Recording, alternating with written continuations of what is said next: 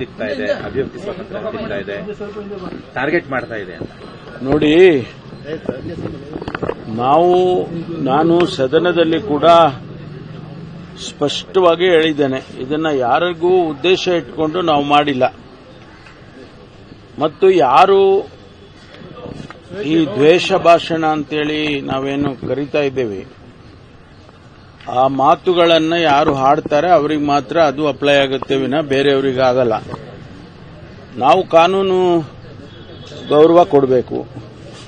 Supreme court ಆದೇಶ ಮಾಡಿದೆ, ಇಂಥದ್ದನ್ನೆಲ್ಲ ಹತ್ತಿಕ್ಕಬೇಕು. ನೀವು ಈ ರೀತಿ ದ್ವೇಷ ಭಾಷಣಗಳನ್ನು ಮಾಡೋದಕ್ಕೆ ಅವಕಾಶ ಮಾಡಬಾರದು ಅಂತ ಸುಪ್ರೀಂ ಕೋರ್ಟು ಚೀಫ್ ಜಸ್ಟಿಸ್ ಅವರೇ ಆದೇಶ ಮಾಡಿದ್ದಾರೆ. ಆಮೇಲೆ ಇಂಟರ್ನ್ಯಾಷನಲ್ ಫೋರಂನಲ್ಲಿ ಕೂಡ ಅನೇಕ ಕಡೆ ಇದಕ್ಕೆ ಪುಷ್ಟಿ ಕೊಟ್ಟಿದ್ದಾರೆ. ಅವರು ಕೂಡ ರೆಸಲ್ಯೂಷನ್ಸ್ ಮಾಡಿದ್ದಾರೆ. ಮತ್ತು ದೇಶದಲ್ಲಿ ಅನೇಕ ಘಟನೆಗಳು ನಡೆದಿದ್ದಾವೆ, ಕೊಲೆಗಳಾಗಿದ್ದಾವೆ. ಇದನ್ನೆಲ್ಲ ನಿಲ್ಲಿಸದೆ ಹೋದೆ ಸಮಾಜದಲ್ಲಿ ಶಾಂತಿ ಹೇಗೆ ತರೋದು? ಬರೀ ನಾವು ಯಾರೋ ಭಾರತೀಯ ಜನತಾ ಪಾರ್ಟಿ ಉದ್ದೇಶ ಇಟ್ಕೊಂಡು ಮಾಡಿಲ್ಲ, ಅಥವಾ ಬೇರೆ ಯಾವುದೇ ಪಕ್ಷನ ದೇಶದಲ್ಲಿ ಇಟ್ಕೊಂಡು ನಾವು ಮಾಡಿಲ್ಲ. ಇದು ನಮಗೂ ಗೊತ್ತಿದೆ. ನಾಳೆ ದಿವಸ ಯಾಕೆ ಇವತ್ತಿಗೆ ನಮಗೂ ಕೂಡ ಅಪ್ಲೈ ಆಗುತ್ತಲ್ಲ. ಕಾಂಗ್ರೆಸ್ ಪಕ್ಷಕ್ಕೆ ಅವರು ದ್ವೇಷ ಭಾಷಣ ಮಾಡಿದರೆ ಅವರಿಗೂ ಅಪ್ಲೈ ಆಗುತ್ತೆ.